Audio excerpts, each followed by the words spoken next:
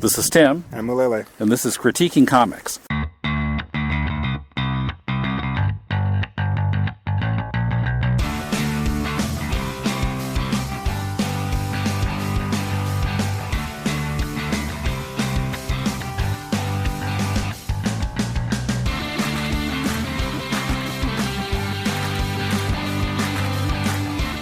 Welcome to Critiquing Comics. This is Tim with Mulele in a deserted park in Kichijoji in Tokyo. The way it should be. Yeah, nobody else around. We chased them all away. No.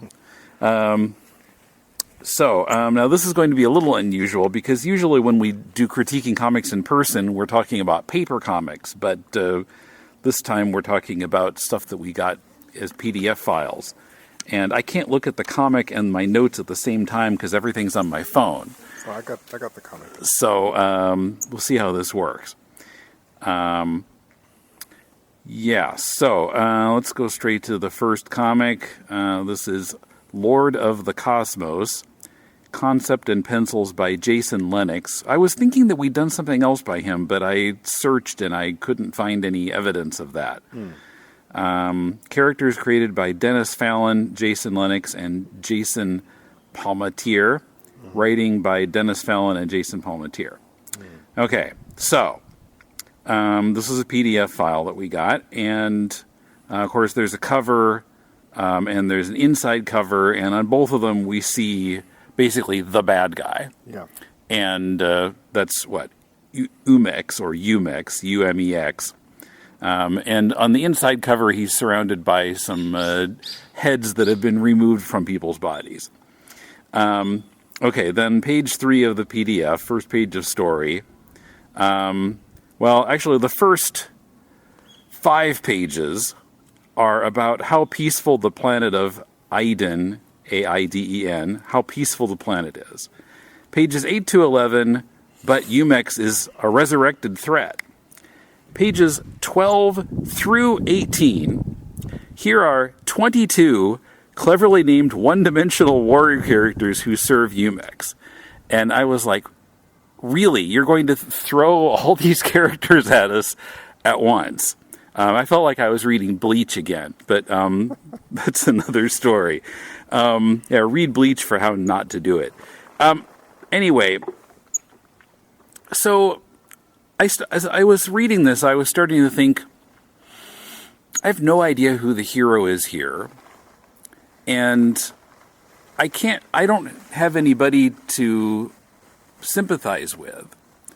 And, the characters that we do get, as of like after all the one-dimensional warrior characters are introduced, so Umex and his men, basically, they just want to bring death and destruction because that's what they do. Yep. They don't really have any motivation other than just because they like doing that. Yep. And who are they up against? Well, on those early pages, we saw the king and queen, but we didn't really meet them. We just saw their picture, and we were told in narration boxes, about them and their planet and the threat to it and so forth. Did you see the spoiler on the inside front cover? Are the kings and queens heads there? Yeah, I see. Yeah. Right. Well, we didn't know much about them anyway. Yeah. And actually, in the second issue, there is like a general or something that we're introduced to moments before his death. And then there's this eagle character who comes in, and he or she is, thank you, some bite-sized Snickers here. Yep. He or she is apparently able to do something about the threat, but then the episode ends, and we don't have issue 3, so I'm not sure if the eagle survives or not.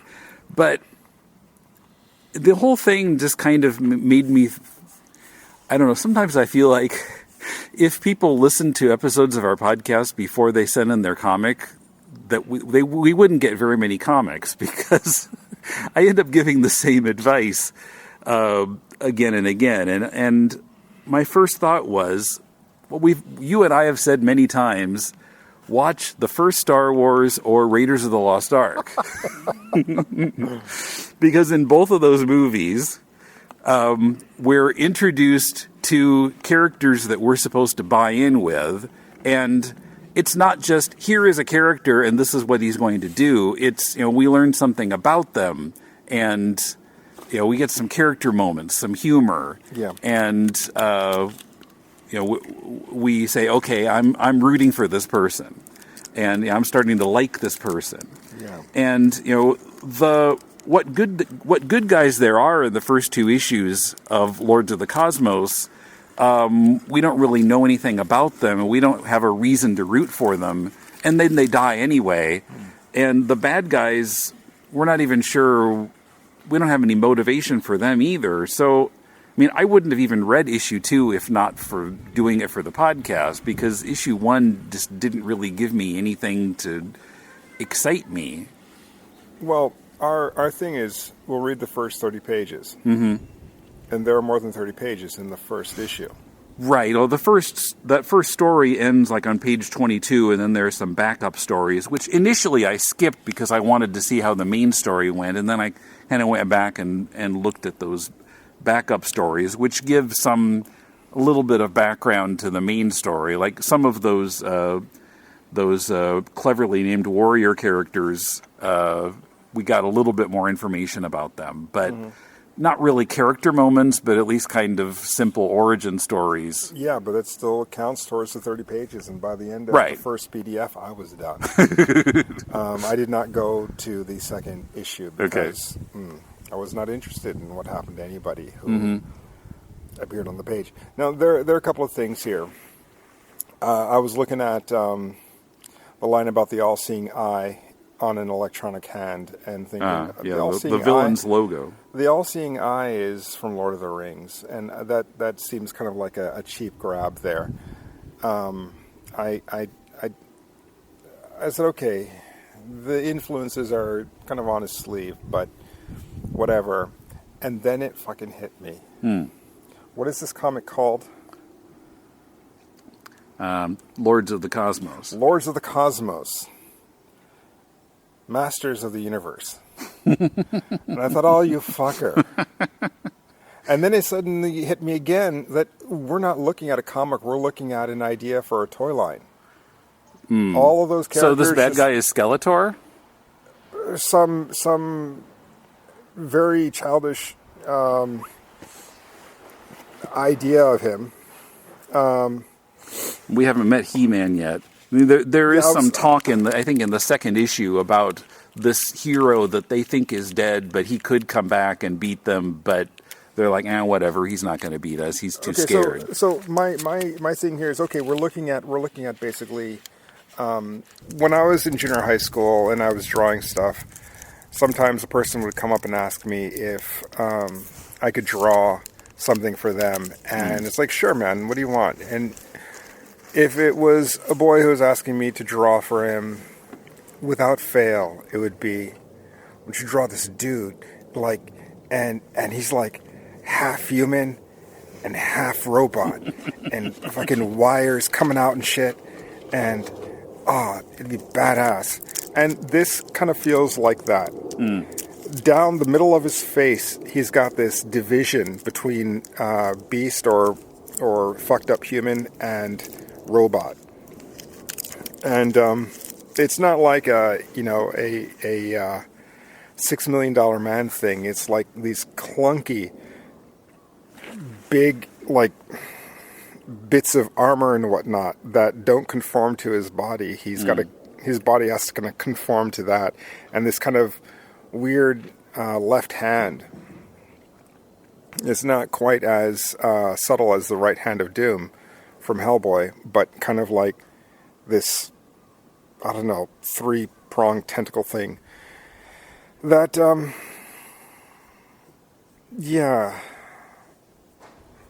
I kind of felt that the designs of He-Man were limited by their ability to mold the plastic and sell it at a reasonable price back in the 70s or 80s. I guess it was the 80s. And also limited by the ability to animate that shit. And so I'm looking at this and thinking, well, you've got no toy line. Oh, this is my phone. You've got no toy line yet. And even though you have a picture of a toy, and I'm sure that's a one-off, not a mass-produced thing. Why design your characters to emulate that? And if you're going to ape Masters of the Universe, start with the hero. Skeletor was the throwaway villain for He-Man to battle against. It wasn't about Skeletor. Mm-hmm. To make this about the bad guy, we now have nothing to root for. Yeah. Even Skeletor is a little bit charming because he always got thwarted. I didn't even find the bad guy very interesting. Yeah, no, as the protagonist for the first thing, it's like, okay, there's this peaceful land, and then there's this kind of discovery about this planet. I mean, the short stories were much more insightful and informative than the main story. The main story was, I'm sorry, bullshit. And seeing the lineup of characters did nothing for me, so who cares? Yeah, I mean, it felt like something I'd seen a million times done better by other people because, it felt like an outline. The characterization wasn't filled in. We just, it was just here what these characters look like, and this is the kind of situation. Yeah. But that's not the most compelling part of a story. Yeah. We need characters to root for, and we need to buy into it. And if it's just an outline, I can't buy into it. And part of it, I don't know how seriously or unseriously He-Man took itself. I mean, at the time I was a kid, and as an adult, everybody takes it with a grain of salt. And it's kind of become its own meme at this point. And it's because it's kind of goofy charming. Mm-hmm. But this seems to be written very, very seriously. And as I'm reading this plot and looking at the artwork and thinking, okay, okay, you're going to go there, are you? And then when we got to the names of the characters, for example, the Minotaur-looking guy whose name is Canny Bull. Yeah. I believe there's a hyphen in there. Canny Bull. Beast Lord of the Wastes. He dines on his foes and his friends. It's like, oh, fuck, really? You're going to go there? Belchor, a gaseous fiend, spreading poison throughout the atmosphere. Yeah, I mean, who is this for? If it's nostalgia, you're just masturbating, and if you're actually trying to make something new, you're terrible at it. And, usually I'm not that harsh. It's just like, look, obviously you have skill as an artist and you have skill as a writer. Be serious now. I mean, obviously the artist put a lot of time into this to kind of make it what it is. But it seems like the writer did not. The names are unimaginative, and I should say, at this point, reading the comic, I stopped and realized that the artwork and the writing do not match. And I started to look at it in a more positive way. Perhaps if it were this story with the artwork from not like this art style, and the art style is fine, by the way. I've got no complaints really about the artwork. But if you had matched it with the artwork of My Little Pony or the Care Bears or Powerpuff Girls, any of them would have made it a very clear tongue-in-cheek kind of comic, and that would have been extremely entertaining to see all the crazy characters drawn in these like cutesy, vicious concept in a cutesy style. That would have been really, really fun to look at. Really fun to read, and the joke would have been fine, would have been in on the joke, but the artwork here makes it look so serious, and the uber gravitas of the writing just makes it a drag. And I suddenly realized what it was. It was a judgment in error, rather an error in judgment, where the artist and the writer didn't match. And this mistake kind of continues on in the other stories where the artwork is also very good. I even like the artwork in the second story more than the first story. But again, it doesn't match the story. The story's got gravitas and all this stuff, but the artwork is also kind of heavy, so it's just like heavy on top of heavy, and you're super serious, but you've got these goofy fucking situations. I mean, how cool would it have been if you had seen that giant eye in the planet and it had like glittery eyelashes? And it was just trying to look all bling and stuff. It was,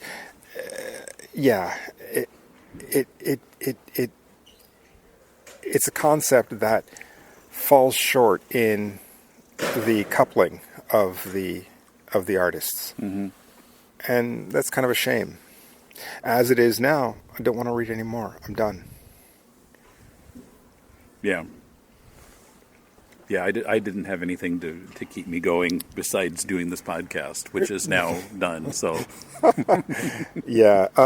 So I mean, as far as the stuff, as far as this thing goes, the story really is nothing. There's nothing clever to it, and so that's also another failing of it. Mm-hmm. There is nobody for us to like, or really even dislike. And at the end of it, I'm just like, but why though? Yeah. And what's your point? Okay, you don't like people, and you're gonna do some bad. I'm a bad motherfucker, and I'm gonna fuck some people up. Next issue. I was like, really? There's nothing so impressive here that I want to continue. And the introduction of characters who are not actually going to be used in the issue seem kind of pointless. Yeah. and the amount of real estate that was. Page real estate that was lost on introducing 2 and 3 characters. Yeah, it's 7 pages. But it's like you could have told that second story in that amount of space. So you could have done something with that, but you did nothing but introduce this toy line, and you've got no toys. I'm sorry. Mm-hmm. No. Okay, next up. This is called North Bend. We were sent just the first issue of it. Written and created by Ryan Ellsworth, art by Rob Carey. The back cover blurb says, "The U.S. is at war against Russia and its own people. The country is on the verge of economic collapse and political revolution. Desperate to regain control, the CIA recruits Seattle DEA agent Brendan Kruge, is that right? Kruge, to test an experimental mind control drug on unwitting Americans." Now, that aspect of it we don't know about till like the end of the issue.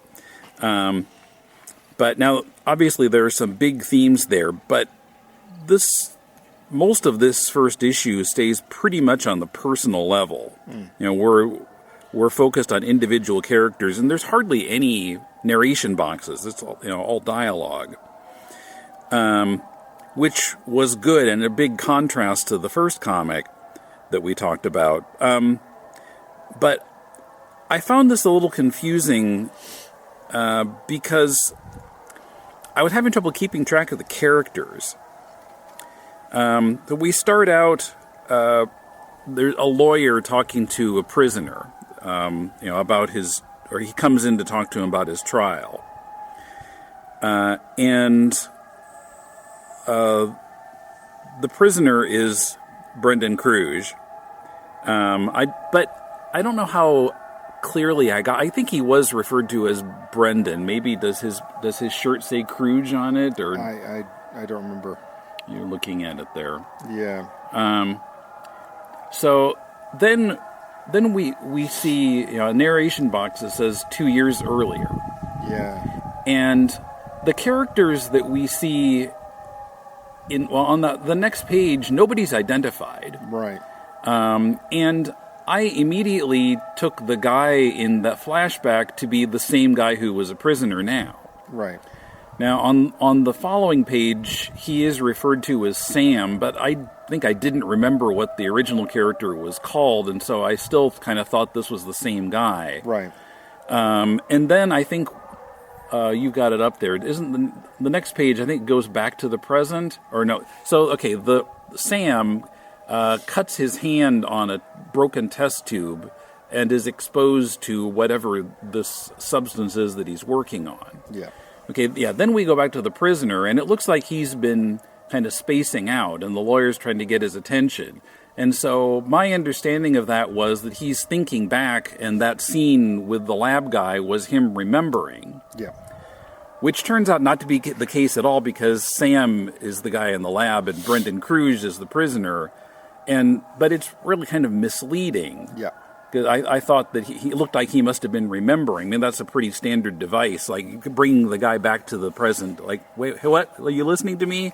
But he's been thinking about his past. Right. But that's not what he was doing here. So then when we see Brendan Cruz in the present, he's got a beard and mustache, and he looks quite different, and longer hair. He looks quite different from who he was as a prisoner, and I'm still not getting that that's the same person. Okay, wait a minute. Now, so the first part, he was in jail. Mm-hmm. This is present.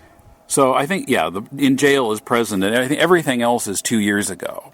And so this bit of him with the beard and mustache is also 2 years ago.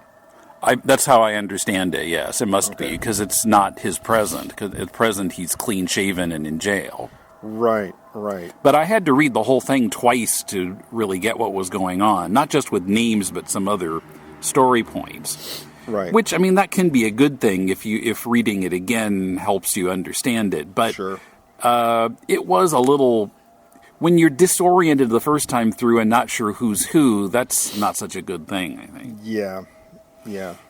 I mean, the story seems interesting. I just would have liked if the writer had pushed a little bit more, like, the names of the characters. Yeah. I mean, but you can do that a little, subtly or not subtly, but somehow just kind of make it clearer to us who's who. Yeah. I kind of felt that the story was not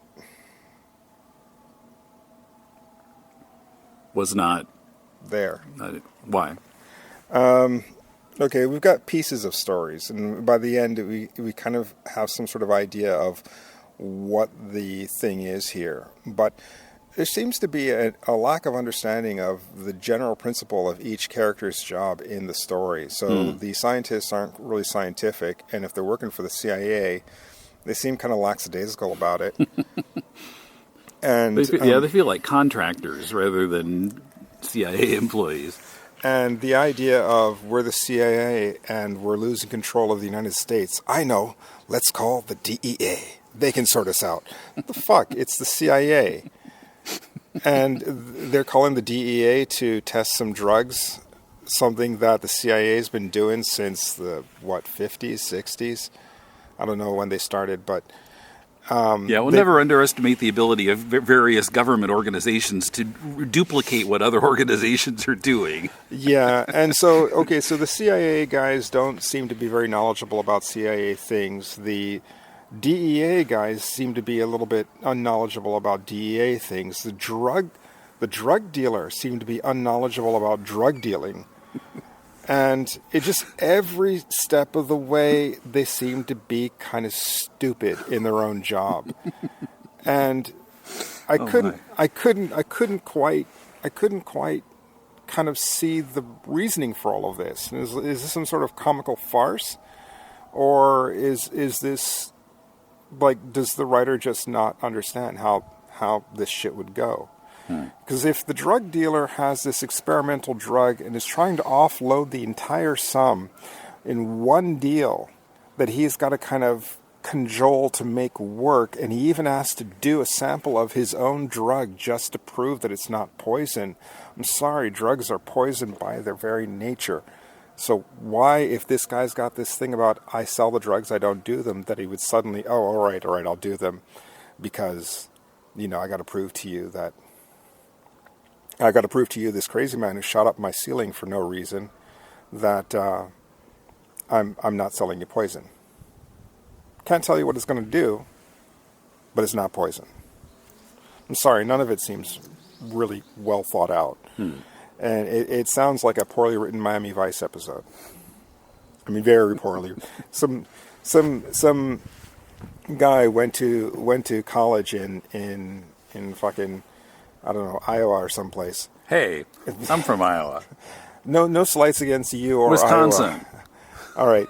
So some guy who went to college in Wisconsin is suddenly going to write an episode of Miami Vice and he doesn't know what it's about. So he watches other episodes of Miami Vice to kind of get an idea of what to write. Sure, it kind of looks like that, but if you kind of think about the logic, no, it's not there. It's not to say that I grew up in Miami, but basically, come on. None of this stuff really works. And it presents itself with the help of the beautiful, excellent artwork to be something legit. Like this is a serious story with serious kind of ideas going here. But it no. I mean, the thing of it is, the dialogue kind of works. The ideas kind of work. It all seems like it kind of works. But there's just this, hey, wait a minute, kind of moment that I had in the middle of the comic. And now talking about it with you, Tim, it's kind of like, nah, fuck this. This is bullshit. I mean, it's really, really well made. It's well made. And yeah, it looks good, and I think the concept is good. But it needs to fit together a little better. Well, what is the concept, though? CIA needs to hire the DEA to sell drugs to its own people to win a war with Russia?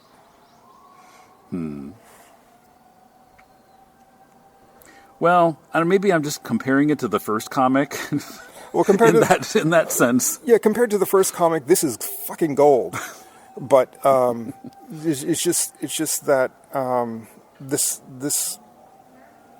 the concepts that the writer is dealing in, he doesn't fully understand himself. And so he doesn't know what people do. And none of the characters actually relies on the motivations or wants of other characters. They're only relying on their own motivation, and they don't read anybody. They just are disappointed by what other people do, or they try to kind of make the situation work versus an adversary or an adversarial partner, I should say. Adversarial scene partners. So even in the jail cell, the lawyer and the guy, Brendan, seem adversarial. And I understand that there's something else going on there, but never telling us what is actually going on there doesn't help us here. Yeah, well, and Brendan, I don't know, something's gone wrong with his memory or something, but within the first issue, we have no idea what that is. Yeah.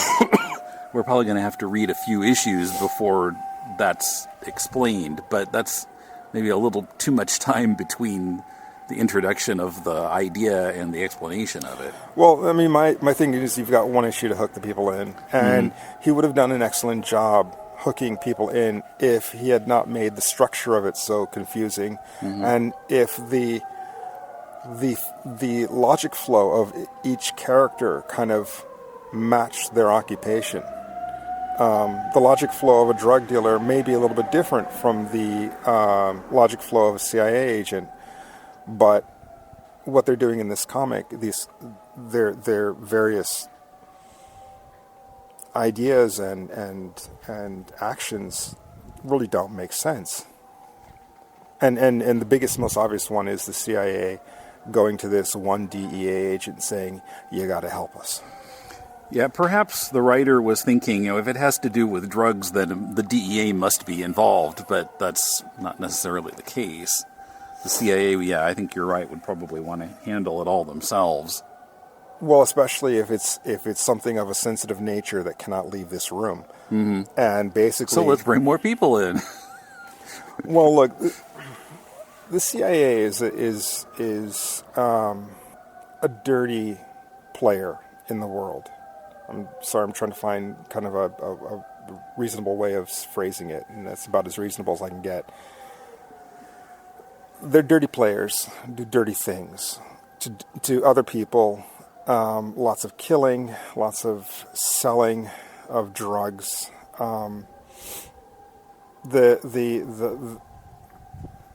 I don't know how common knowledge it is, but it's common knowledge where I come from. The CIA brought drugs into America in body bags during the Vietnam War through the Vietnam War from Laos.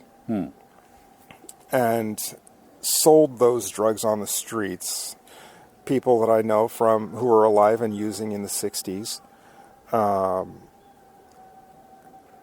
remember that in 68, 69 you could get marijuana everywhere, and then right around 1970 it all dried up. You couldn't get a seed. But suddenly all of these harder drugs appeared. And so you suddenly had people going from marijuana to heroin, and basically it fucked up a lot of people. Those people died off, or had various other problems that they could no longer. If you were a hippie, you were kind of done with that scene. The hippie movement died around there. And it was also a way for the CIA to then finance some of their other operations around the world. And so, without giving any details or any true knowledge, that's kind of what people in my circle say about the CIA and how they handled things back then. So for this comic then to come along and say what they're saying seems just a little bit off. In fact, I would imagine that the CIA has their own division of people who handle that bit of stuff. Because you're not going to go to an outside agency to do some fucked up shit. It's too porous for something so serious and so hinky. That's why it just doesn't make sense to me. Yeah. So is the CIA responsible for disco too? No. The nefarious plot? No. Well, actually, there was someone who said CIA was responsible. CIA was responsible for. I can't remember his name. The artist throws paint at the painting. Oh. Jackson Pollock. There we go. Yeah, they were trying to subvert culture through art. But that's a whole other thing. So you're right. Disco could be a CIA plot, but I just kind of doubt it. And the Bee Gees were high in the ranking of the agents. Yeah, the CIA said there are only 3 men for the job. Let's go to Australia.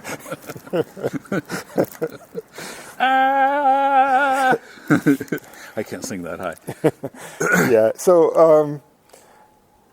Yeah, the comic looks really good, and I love the artwork, and the coloring was good, and the lettering was properly placed, and it was a professional level comic. It's just the writing was so uninformed that I just, no.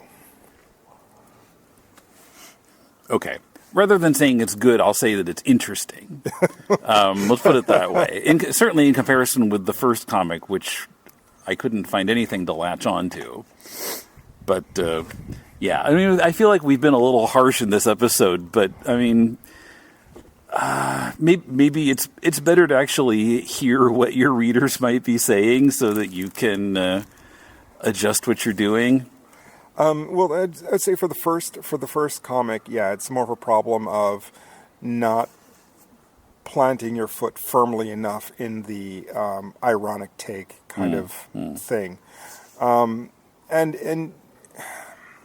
if you're doing an ironic take, you have to show that you're kind of above the medium that you're being ironic about. You can't poke fun at something that you yourself cannot do correctly.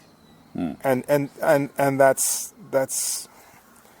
it's like laughing at someone who gets 4th place in the Olympics, like you can do better.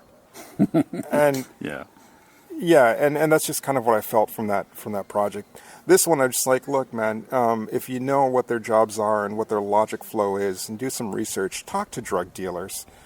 What's that? Fuck, I can't remember the name of that. Well, anyway, you don't have to talk to a drug dealer directly. You can read books on the subject. I'm sure there are drug dealers who have written memoirs, just as there are pimps who have written memoirs about their lives. And I'm sure you can find some famous ones too. You read that shit, and then you sit down to write something. It'll have a little bit more to it. And that's all. I mean, because the writing itself is kind of good, except you've got this retarded idea of what the CIA is and what the DA is and what they do and how they work together. That seems somewhere out of TV land. 1980s TV land at that. And also, I couldn't follow which character was which. Yeah, names. Yeah. Use them. Yeah, I mean, you can find maybe subtle ways to work those in, but however you do it, they need to be there. Also, there was this place, so the drug in question causes people to be susceptible to suggestion, right? And so, Sam, for some reason, he's wandering the streets with his cut hand and through his lab glove, and somebody approaches him, a panhandler, I think, and asks him for $5, and he says, all I've got is a 20. And so then the guy totally takes advantage of him and takes him to the ATM. But I didn't catch what was going on the first time around because I didn't see the bank in the background. Yeah. And I think the writer needed to do something to draw our attention to the bank, because I just kind of, thought, okay, there's background, but I have no reason to think that it's relevant, so I'm not going to look at it.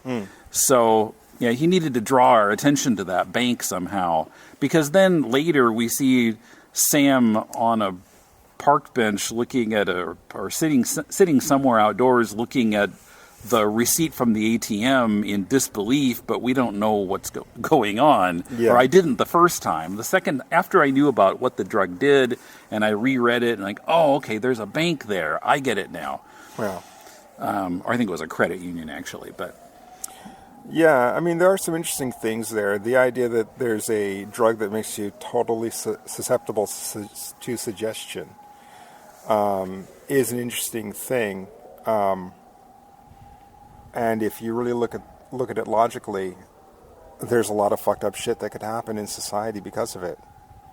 And what would be the effect of a society on that drug? And if that main character is still feeling the effects of the drug 2 years on, and that's why he's got some sort of memory loss and confusion in jail,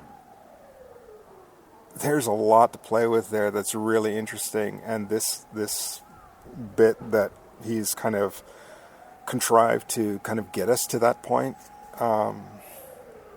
it's not really working well. I think of that TV show Dollhouse a couple of years ago. The idea is that you could swap your identity. You could download new identities. And they were doing this first as a high-paid escort thing, and then there was this kind of thing where they'd sometimes hire themselves out to do spy missions or some shit. And basically, they jumped ahead a bunch of years. This is after doing like a full season of bullshit episodes. They jumped ahead a few years, and I think Joss Whedon came in and like wrote the last 2 episodes. And it's like, okay, in the future, this has gotten out of control, and it's hard to tell who is actually who. And your friends, you think they're your friends because you look at their face, but you don't know if they're your friends on the inside. And so you ask them some questions to kind of see if but by that time they've already shot you and it's too late. So it became this really convoluted, tricky kind of situation about who is actually who, which was really, really interesting. But all the episodes leading up to that, fucking nonsense. I mean, they could have done 2 episodes in the dollhouse and then thrown us 20 years in the future, and it would have been really good. But it was just junk. And what's her name? Eliza Dushku. I fucking hate her. She's a terrible actress. Hated her since Buffy. But this was her project, and so I think she kind of wanted to play dress up. And so there were a lot of episodes where she was just playing dress up and have a little romantic drama or some shit, and it just ruined the show. Yeah. Anyway, don't play dress up too much. Just get to the shit you want to get to, and research these things a little bit better before you put them in your comic. Okay, so yeah, we still have a few more comics in the queue, so we'll be trying to get to those as soon as possible. And if you'd like us to critique your comic, send a PDF or a link to mail@deconstructingcomics.com, and we'll read at least 30 pages of it, and more if it's interesting, and we'll talk about it on the show. So, till next time, this is Tim. Wait a minute, man. Do you have? Are we still on hiatus, or are we back now? Well, okay. So I did explain it a little bit in the deconstructing recently that I put out. Well, so. But yeah, if people skip deconstructing and just want to listen to the critiquing comics, like me, so I did my first proofreading job, and the other 3 books are coming, but maybe I won't get anything more until January. And I've been not sticking to a strict schedule. Like before, it was deconstructing every Monday, or for a while it was deconstructing every Monday and critiquing every other Thursday, and then for a while it was alternating Mondays, and right now it's just kind of whenever. So I think it's just going to stay kind of whenever, at least until the proofreading is done, and after that we'll see how things look. Okay. So. And Mulele. And thanks for listening to Critiquing Comics.